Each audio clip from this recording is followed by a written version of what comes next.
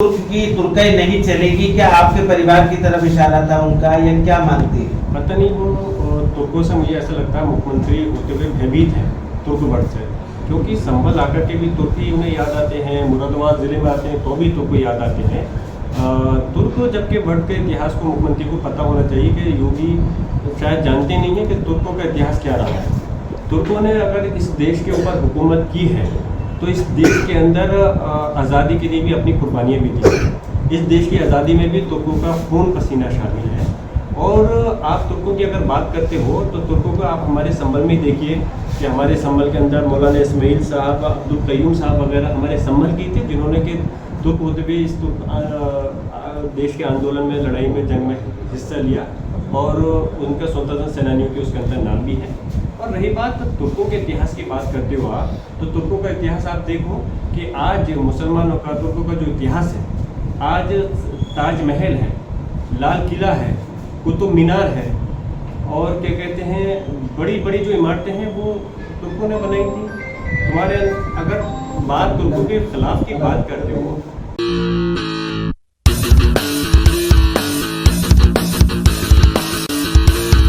कल मुख्यमंत्री की तरफ से कहा गया है कि तुर्क की तुर्कई नहीं चलेगी, क्या आपके परिवार की तरफ इशारा था उनका, या क्या मानती है? पता नहीं, वो तुर्कों से मुझे ऐसा लगता है मुख्यमंत्री होते हुए भयभीत हैं तुर्क वर्ड से, क्योंकि संभल आकर के भी तुर्क ही उन्हें याद आते हैं, मुरादाबाद ज़िले में आते हैं तो भी तुर्क याद आते हैं।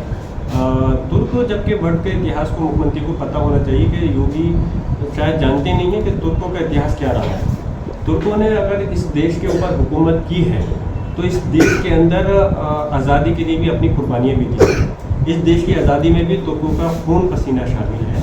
और आप तुर्कों की अगर बात करते हो तो तुर्कों को आप हमारे संभल में देखिए कि हमारे संभल के अंदर मौलाना इस्माइल साहब, अब्दुल कयूम साहब वगैरह हमारे संभल की थे, जिन्होंने कि तुर्क होते हुए इस देश के आंदोलन में, लड़ाई में, जंग में हिस्सा लिया और उनका स्वतंत्रता सेनानियों के उसके अंदर नाम भी है। और रही बात तुर्कों के इतिहास की बात करते हो आप, तो तुर्कों का इतिहास आप देखो कि आज मुसलमानों का, तुर्कों का जो इतिहास है, आज ताजमहल है, लाल किला है, कुतुब मीनार है और क्या कहते हैं, बड़ी बड़ी जो इमारतें हैं वो तुर्कों ने बनाई थी।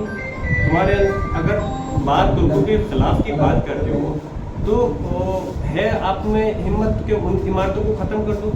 क्यों नहीं ख़त्म कर सकते? उनकी पहचान को मिटा ही नहीं सकते। अरे रही बात इस देश के अंदर, यहाँ का संभल ज़िला हो या मुरादाबाद ज़िला, अगर मुख्यमंत्री संभल में या मुरादाबाद में आए तो लोग इस नज़र से देख रहे थे कि शायद यहाँ पे कोई बड़ी व्यापार के लिए, उद्योग के लिए, फैक्ट्री के लिए कोई अनाउंसमेंट होगा, तो किसानों की आय दोगुनी करने के लिए कोई बात कही जाएगी, या जो बेरोजगार बेचारे हमारे नौजवान भाई, सब समाज के लोग धक्के खा रहे हैं, उनको शायद नौकरी के लिए कोई ऐलान करा जाएगा या बड़ी योजनाओं की कोई अनाउंसमेंट होगा। लेकिन कुछ नहीं, पिटारा खाली निकला और सिर्फ कहा तो सिर्फ हिंदू मुसलमानों को आपस में लड़ाने के लिए, मुसलमानों को नीचे दिखाने की बात की, जो कि सरासर गलत है। ये हमारा देश का संविधान इजाजत नहीं देता। 569 करोड़ की परियोजनाओं का शिलान्यास हुआ, आप कह रहे हैं कोई विकास की बात? 500 करोड़ की शिलान्यास का वो शिलान्यास होना, ये वो है, आप जानकारी कर लेना, जो ऑलरेडी पहले ही वादे किए जा चुके हैं।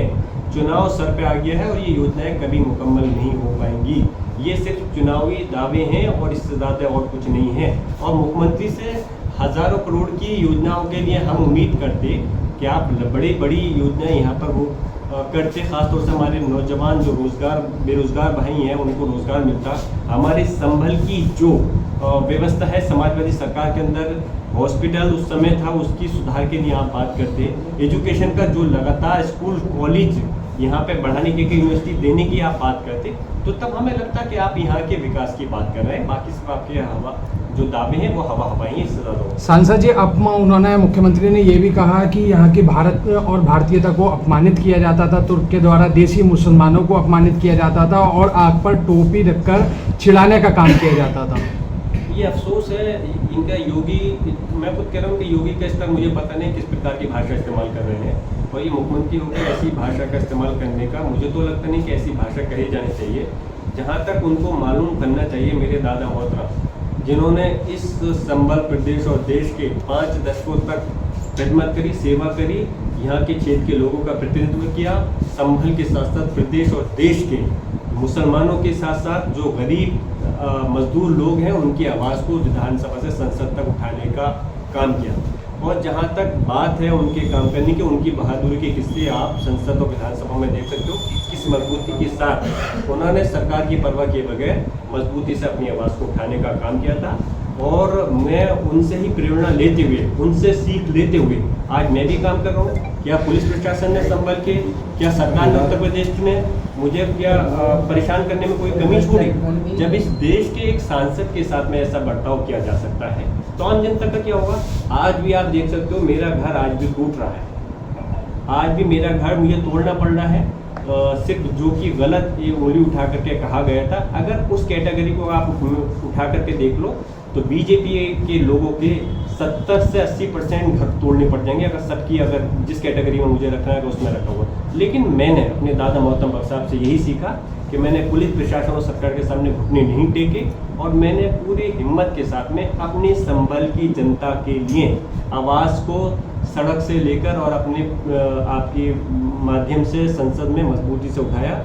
क्योंकि मैं ये सोचता हूँ कि अगर मुझे जनता ने चुन करके भेजा है तो मेरा मकसद ये नहीं कि मैं अपने हित के लिए सिर्फ काम करूँ। मेरा मकसद है उन गरीब आवाम जो मेरे क्षेत्र की या जो प्रदेश देश के लोग जिनके मुद्दे हैं, अगर वो मेरी तरफ किसी उम्मीद से देख रहे हैं तो ऐसी घड़ी में मैं उनकी आवाज़ को मजबूती से उठा सकूँ। और जहाँ तक टोपी की बात है, ये हमारी पहचान है कि कोई किसी के अंदर इतनी हिम्मत नहीं कि हमारी इस टोपी को कोई उतार सके। हमारी ये टोपी हमारी शान है, हमारी इसके साथ में आप सिर्फ जुबानी इस्तेमाल कर सकते हो, इससे ज़्यादा और इस बढ़ करके कोई काम आप नहीं कर सकते। सांसद जी, मुख्यमंत्री ने ये भी कहा कि संभल में जिस तरीके से बुलडोजर एक्शन के जरिए जो है ज़मीनों को कब्जा मुक्त कराया जा रहा है, तो अब ऐसी व्यवस्था बना रहे हैं कि 100 साल बाद भी अगर कोई ज़मीन जो है होगी तो उसको जो है उसके कब्र के जो है जिन को जो है निकाल करके उससे जो है छुटकारा दिलाया जाएगा। उनके पास में कोई सर्टिफिकेट है जिसका कि वो 100 साल तक जिंदा रहेंगे?